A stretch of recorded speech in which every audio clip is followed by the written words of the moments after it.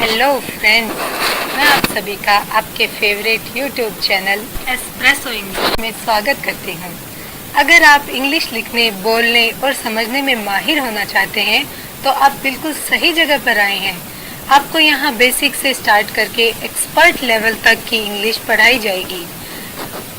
अगर आप हमारे चैनल पर नए हैं तो आप हमारी पिछली वीडियोस नीचे लिखे एक्सप्रेसो इंग्लिश की चैनल लिंक पर क्लिक करके प्लेलिस्ट में देख सकते हैं।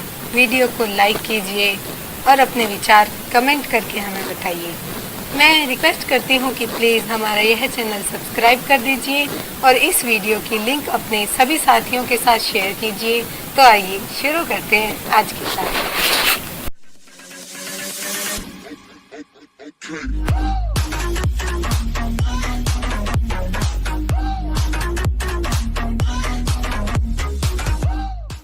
Hello students, it's Shayna, your teacher from EspressoEnglish.net, and the phrasal verb of the day is make up for. A student asked about this phrasal verb in the comments from yesterday's lesson, so I'm going to teach it to you today.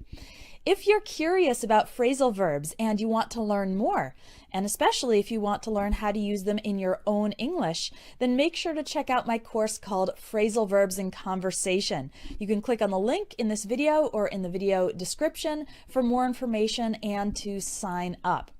So let's learn make up for. I'm going to give you an example of this phrasal verb in action, and I want you to decide which one of these options is the correct meaning, the correct definition for make up for. Yesterday, we had a really big snowstorm where I live. A lot of snow fell, about 11 or 12 inches of snow, and school was canceled. The local schools were closed because it was impossible to drive on the roads with so much snow. When the schools are canceled because of snow, we call this a snow day. And I remember that when I was a kid, I loved snow days because, of course, it was fun to stay home from school and play in the snow, and drink hot chocolate. The only problem was that sometimes if we had a lot of snow days during the winter, at the end of the school year in the spring, they would add some extra days of school to make up for the snow days. Okay? So, based on this example, adding extra days of school onto the end of the year to make up for the canceled snow days earlier in the year, what does it mean to make up for something? Does it mean to take action? Does it mean to increase? Or does it mean to compensate?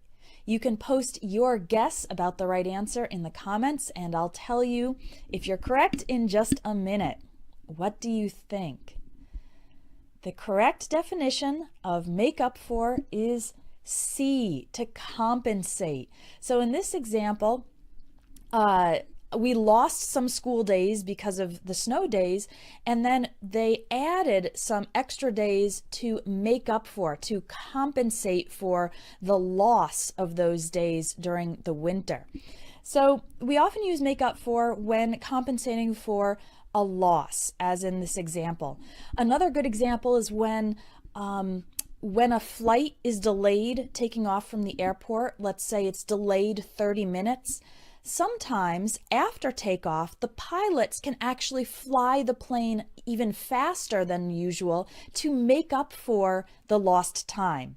So they lost some time back at the airport, and now they can fly a little bit faster to make up for the lost time, to compensate for it, and try to arrive at the destination on time. Another example or another situation where you might use make up for is if you have a husband and wife, and let's say the husband forgets the wife's birthday and doesn't do anything to celebrate. And as a result, the wife is angry, she's disappointed, she's sad.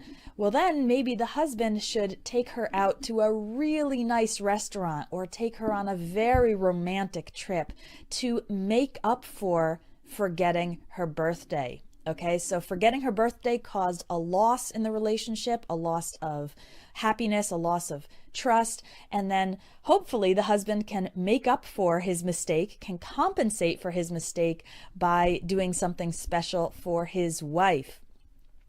A related phrase to this is you might have heard the question, how can I make it up to you? Or the promise, I'll make it up to you.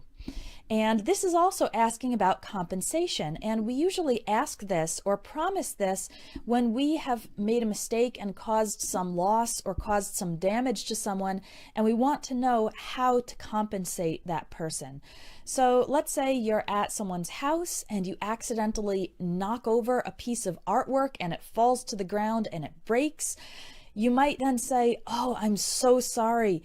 How can I make it up to you?" So maybe you offer to pay a price for replacing the artwork, or maybe you buy the person another piece of artwork or a replacement of that same piece.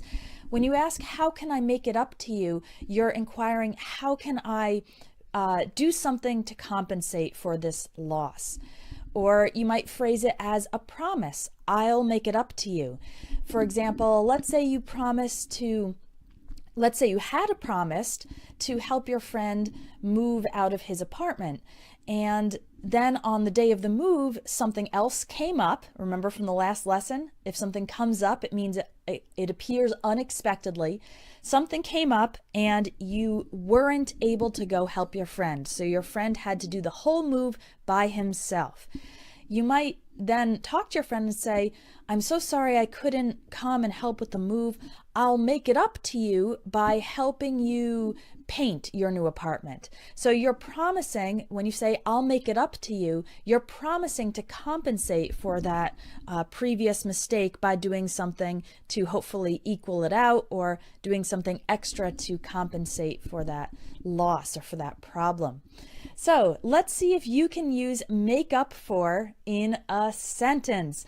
Post a comment with your sentence using the phrasal verb make up for to mean compensate for something. Compensate for a loss, compensate for damage, compensate for a mistake. I'd love to read your sentences. It's very important to put these phrasal verbs into practice. Again, if you'd like to join me in my phrasal verbs and conversation course, there are 30 great lessons in there, which in total will teach you more than 500 phrasal verbs. Click on the link in the video or in the description for more information. I hope to see you inside the course, and I hope you'll join me for tomorrow's daily phrasal verb lesson. Bye-bye.